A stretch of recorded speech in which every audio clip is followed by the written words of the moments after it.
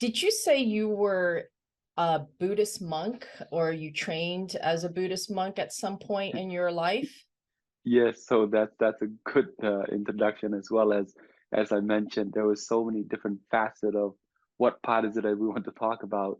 Right. So since I was a young boy, I do remember chanting with my grandfather and grandmother. So that was kind of the nurture and cultivation. Now, mind you, they don't have to teach me Hmm. because it was just a practice that we did. Mm. It was lighting the incense to the beautiful altar, and we started chanting away. And that was how the simplicity of life was. And it was just a way of life.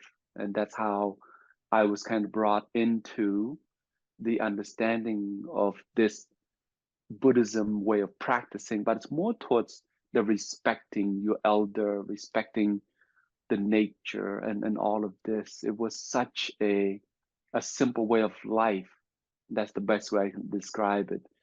Not so much hustle and bustle, but of Right. course, as the flip side of it was when Cambodia, the fall of Cambodia, 1975, my world was pretty much all upside down. I went from having a beautiful home to the very next day we were homeless. So Wow. that's where my story was. So Yeah. yeah, Yeah. Well, it's that's also war torn. I mean, that's a whole nother yeah. level of suffering that shouldn't happen to humanity, but it does.